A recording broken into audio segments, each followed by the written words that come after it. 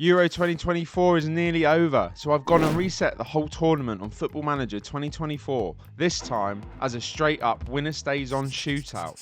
No groups, no quarters or semis, just a straight up gauntlet. 2 teams start, with the winner moving on to face a randomly drawn new opponent.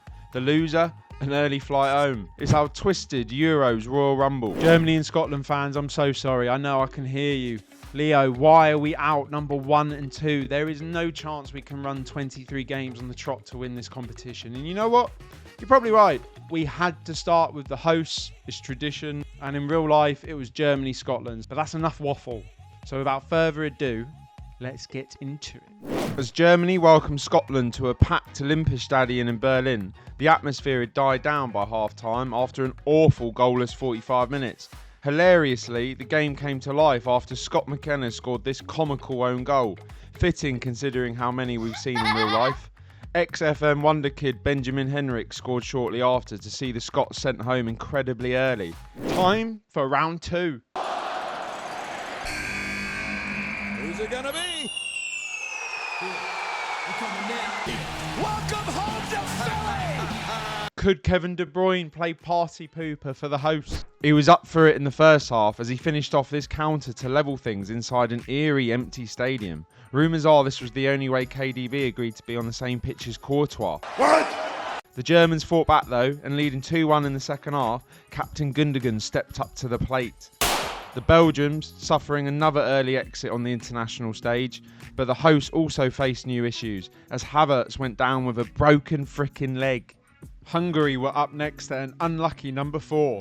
Before we start that game, I just wanted to jump in quickly to say thank you so much for watching. Please do leave a like, comment, subscribe, all of that good stuff if you do enjoy this content and want to see more of it. Helps the channel out a lot and it only takes about 5 seconds or so. So thank you again so much and let's get back into it. In a drab game, Leroy Sané pounced to produce this bit of magic en route to a 1-0 win for the hosts. Number 5 in the draw saw a familiar foe return to Germany. Robert Lewandowski bringing the Polish power to Berlin. And boy did he bring it, scoring this opener to put a dominant Poland 1-0 up. Kimmich then did this just before half time. The second half saw surprise star Henrik score his second of the tournament. Could the Poles fight back? So a fourth foe vanquished by the Germans. Who could topple Die Mannschaft? Next door neighbours Austria were next up to the plate. Could Ralph's men take advantage of the tiring Germans, playing their 6th game in 12 days? A hilarious gag saw ter Stegen let Kaladic score this header to open the scoring, before another second half improvement saw Musiala bag his first of the tournament. Absolutely nothing split these two, even as the game descended into a sweaty extra time, which meant one thing and one thing only. Penalties. Only a fool would bet against Germany in a shootout, but I doubt anyone believed it would be Sabitzer and Alaba to be the ones to lose their cool from the spot, as Germany sailed through to wave Austria auf Wiedersehen.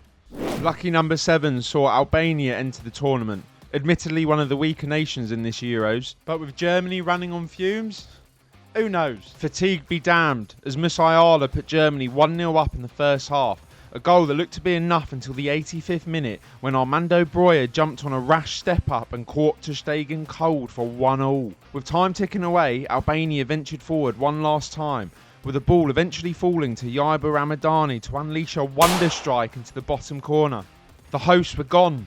One game just too far as the Germans' battery finally ran out.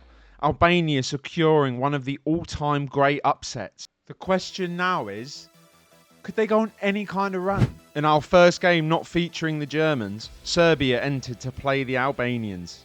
Buoyed by their win against the hosts, Albania took an early lead. Serbia responded magnificently though, Maksimovic scoring this absolute beauty to level before Tadic coolly slotted a finish to take the lead. All within 15 minutes. 10 minutes later, and Mitrovic grabbed a third. Could the Albanians turn this around yet again? Not a chance. Their run was over at 1. As Serbia routed them 7-2, Mitrovic scoring a hat-trick to put him joint top scorer with just 1 game played. Serbia had to take that momentum into the next game against the 9th nation up.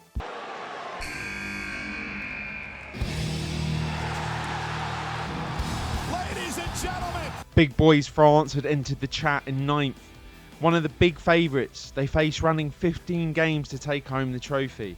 They had to get past a red-hot Serbia first though, and with backup goalkeeper Areola in goal, went 1-0 down after this absolutely monumentous gaffe.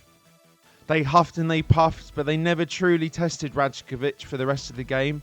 And then, with 90 minutes gone, Vlahovic picked up the ball 40 yards out and unleashed goal of the tournament to knock out the pre-tourney favourites in their very first game. Things just got very interesting. And the big teams kept coming too, as Portugal stepped up as 10th out.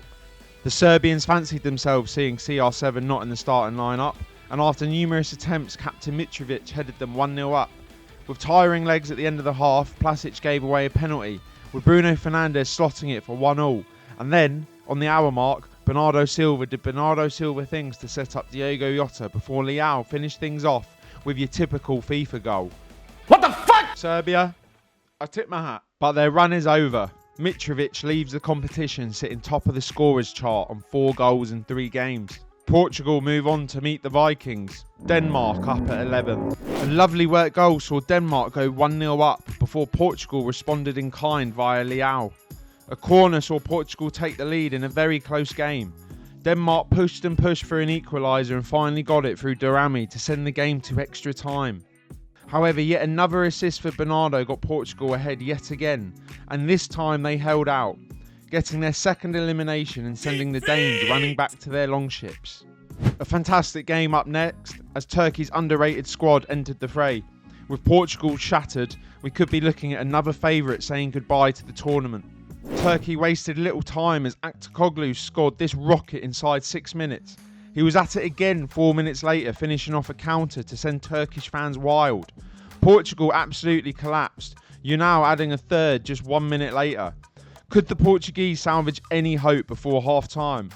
A penalty is exactly what they needed, as Bruno got one back. Neves then scored a bang after questionable goalkeeping. Turkey set up shop for the rest of the game before captain Kalanoglu fired in a fourth to effectively kill the tie. Yet another favourite had been beaten and we were only just about halfway through. The next entrant was the cheesy Swiss. The teams went in 1-1 at half-time, Turkey just about edging it so far. The dynamic changed on 56 minutes as Demiral made a mad challenge to get sent off.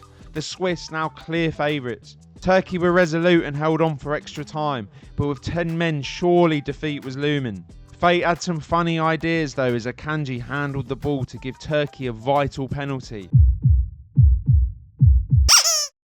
A massive miss, and with frustrations growing, another silly twist of fate saw Kengi give a penalty away at the other end.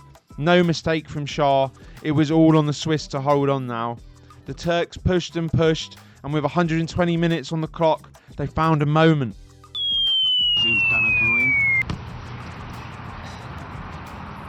Still got control in when you're not looking. You kicked that over here.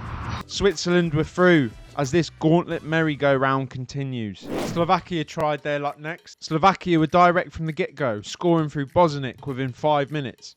It was their only shot of the half, but they held on until the break, and with the Swiss still struggling from the Turkey game, the second half turned into a proper slog.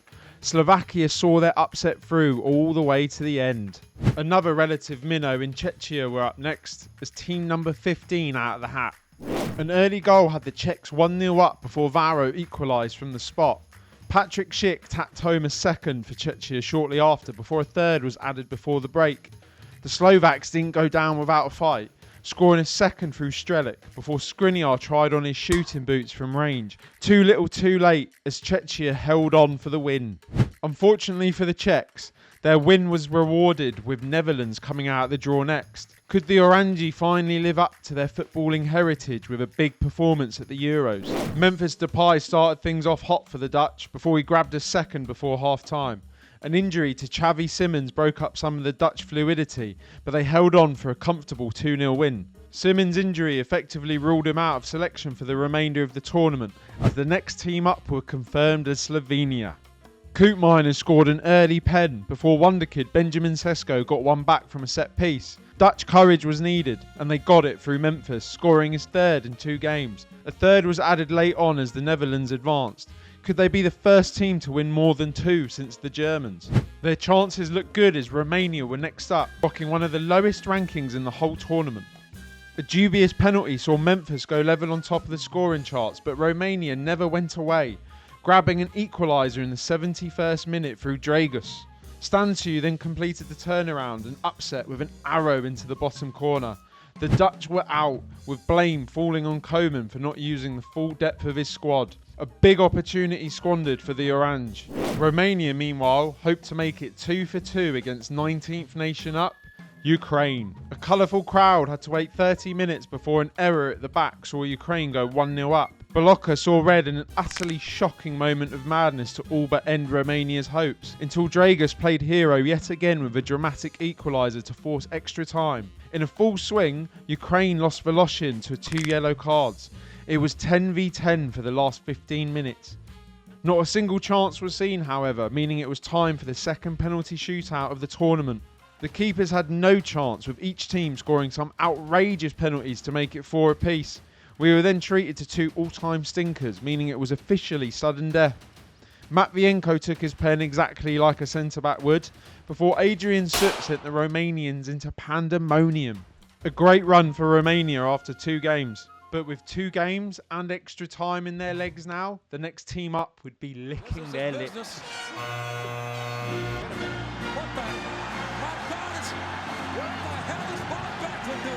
Luka Modric had struck lucky on his farewell international tournament, Croatia coming out in 20th with just a few games to play. Romania gave zero fucks about Croatia's veterans, scoring early through Oleru. They then shockingly scored a second, Dragus again scoring a lovely finish. Big man Petkovic took it upon himself to get one back, before Sucic completed a comeback with this deflected strike.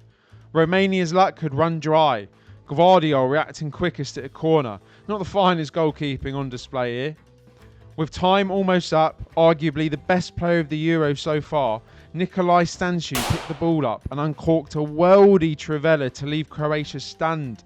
Yet another extra time for the Romanians to savour. Neither team committed though, meaning 30 minutes of hell turned into our second penalty shootout in a row.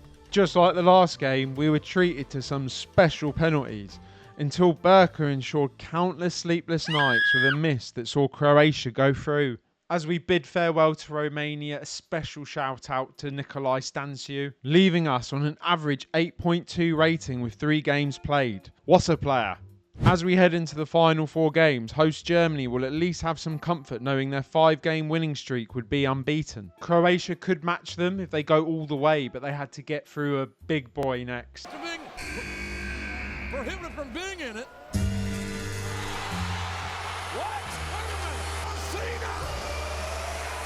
The 3 Lions were finally up with a very nice 21st draw from the hat.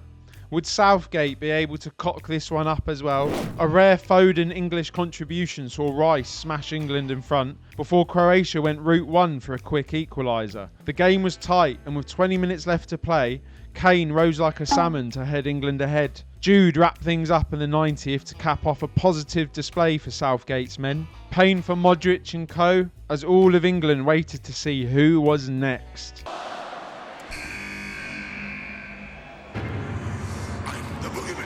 Spain were up next, and with just 2 teams left in the hat, this game in particular could be seen as the true final. Southgate tested the midfield combo with Rice and Trent again for the game, but worried fans even more with a suspect backline.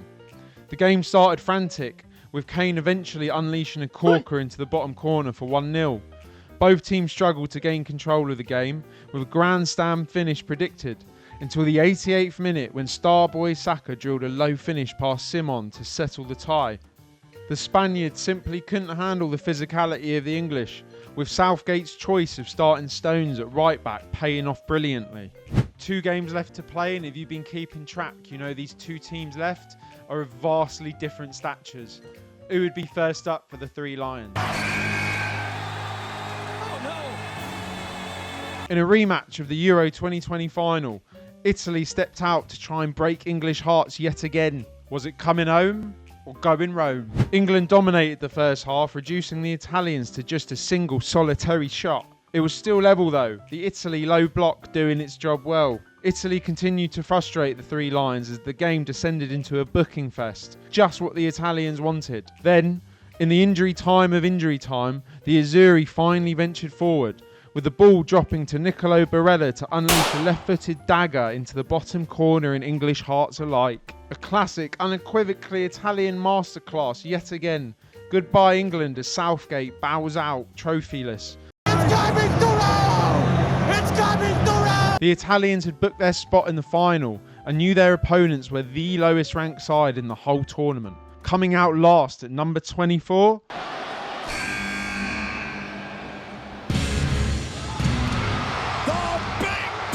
Italy are obviously massive favourites, but after that gruelling game against England, Kvaratskhelia will be fancying his chances against some familiar opponents. A bright, sunny Sunday afternoon would see an end to the Euros gauntlet, and boy did it start with drama. DiMarco made a mess out wide before Kvar was quickest to react, putting the Georgians 1-0 up. 6 minutes later saw more uncharacteristic defending send the Georgians 2-0 up. Shocked gasps echoing around all of Europe. With their reputations on the line, Italy started their comeback. First, Raspadori managed to get something on the ball for a messy 2-1, before DiMarco made up for his earlier error with a peach of a corner to see Bastoni level the final. 2-2 at half-time, the final was not disappointing the neutrals, and a loose Cristante pass in the second had Georgia springing a lightning-quick counter.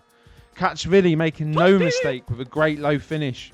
Talisman Kvar went down injured, sending Georgia into a defensive shell for the rest of the game. So Italy cranked up the pressure and Barella caused heart attacks back in Rome with this huge miss late on. With 2 minutes left, the Italians managed to finally stretch the Georgia defence. With the ball reaching Chiesa on the right, the Juve man pulled out a bullet finish to tie the final at 3-3 going into extra time. Replay showed that Chiesa could have actually been marginally offside in the build-up. Drama indeed. And in another twist, Destiny Udogie, only selected due to Italy's late entry, somehow stayed on side to put Italy ahead for the first time in this final. Set pieces reared their ugly head again for Georgia, as Bastoni grabbed his second to put Italy up 5-3. Georgia never gave up and pushed forward bravely. It just wasn't enough. Italy held on, becoming the second team to win back-to-back Euros as Gianluigi Donnarumma did the honours, lifting the trophy for a third time for the Italians. So the Azzurri have done it. Congratulations to Italy for winning their back-to-back Euros. Just before we leave, I thought it'd be worth looking at what players did the best, what teams went on the best run, all of that. But as we know, I've mentioned it a couple of times during this run, Germany, 5 wins. The draw is technically a penalty shootout wins. 5 wins. Nobody got close. The second best is 2 wins. Champions Italy, England, the Netherlands, Portugal and Serbia, and Romania, because that third draw there is actually a loss on penalties. So 1, 2, 3, 4, 5, 6 teams got 2 wins. Absolutely nowhere near the hosts. So in a way, I'm kind of glad it was the hosts who did that on home turf, home support. You're going to get that little extra buzz to push you through. But we had some big teams go winless. France didn't get a win. Spain didn't get a win. Some big teams did absolutely cool. So probably a few sackings in the morning. In terms of players, on goals, Mitrovic and Depay came top scorer on 4 goals and 3 appearances. Dragus, what a performance from him for Romania. Probably got outshined by Stanciu, but in terms of putting the ball in the net, he was outstanding. Leroy Sané did very well. Gosh, it feels like a lifetime ago, the start of the tournament, but he was pulling Germany's strings early doors. Bastoni got his 2 goals in the final. We'll never have to buy a drink in Italy ever again. What about just best ratings? Who was the best player? Like I said, Stanciu. I know he only, he had 3 appearances, which is, apart from the Germans, the highest one. 8.2. He was phenomenal. Quite a few Turks up there. Aktoglu, he had that one game where he was brilliant. I can't remember who he played. We did it somehow. The gauntlet has been run. The Azzurri came out on top. Congratulations and arrivederci.